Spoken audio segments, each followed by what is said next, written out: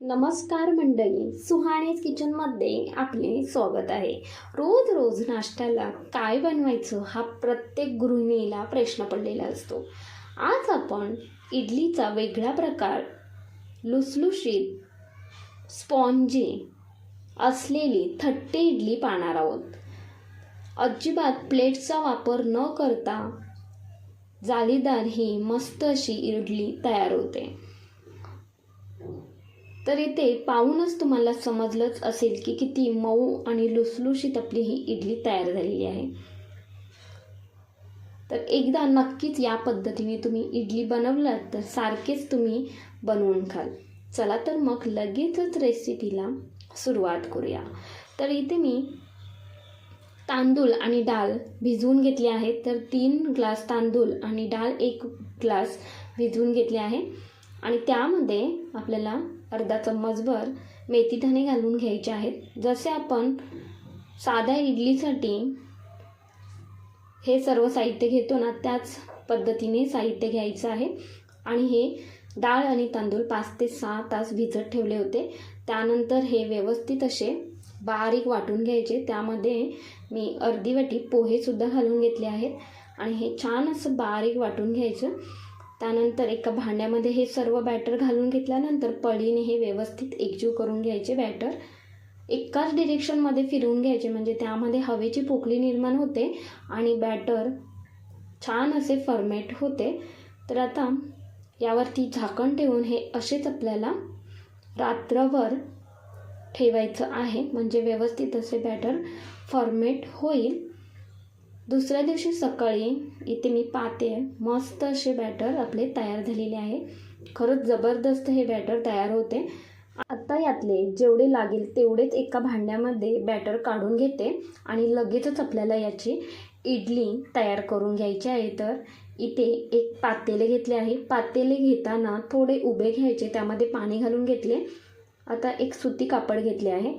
आता हे सुती कापड आपल्याला थोडेसे ओले करून घ्यायचे आहे आणि आपल्याला हे सुती कापड बांधून घ्यायचे आहे. तर पातेल्याच्या लगत आवळून घ्यायचं आहे, म्हणजे व्यवस्थित असं बांधून घ्यायचं आहे.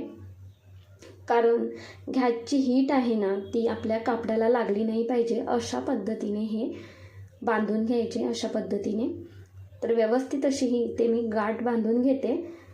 तुम्हाला जर असे जमत नसेल तर तुम्ही दोरीने जरी बांधलात नाही कापड तरीसुद्धा चालेल. तर घट्ट गाठ बांधून घ्यायचे आणि हे टोक आहे ना, ते सुद्धा इथे मी व्यवस्थित असे आतमध्ये टाकून घेते, म्हणजे गॅसच्या हीटला अजिबात लागणार नाही.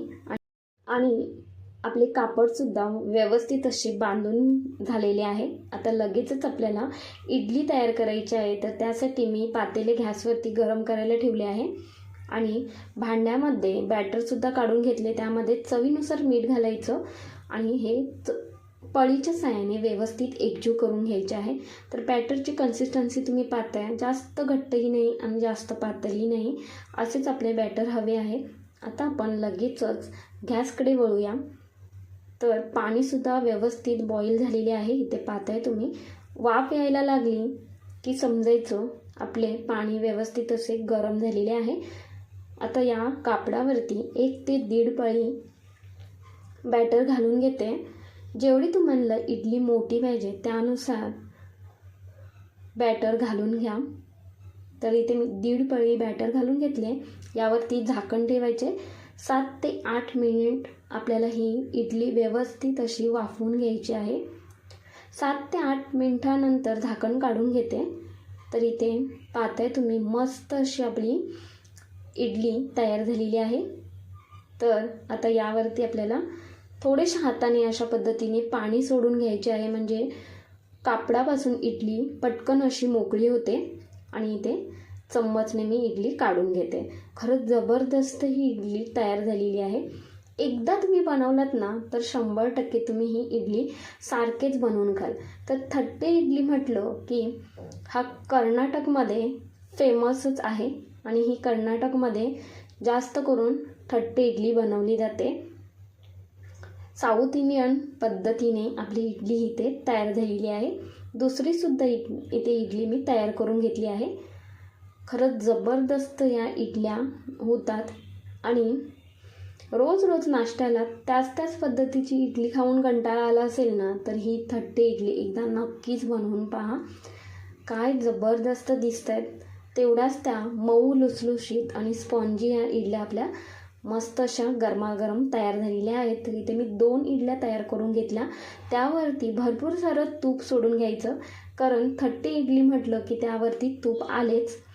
ब्रशच्या सहाय्याने तूप अशा पद्धतीने सर्वीकडे लावून घ्यायचे. त्यानंतर यावरती आपल्याला गन पावडर घालून घ्यायचे आहे, कारण थट्टी इडली म्हटलं की गन पावडर ही आलीच.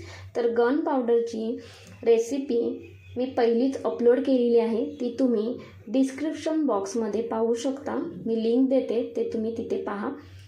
तर इथे दोन्ही इडलीवरती गन पावडर घालून घेतली आणि त्यासोबतच सांबार आणि नारळाची चटणी.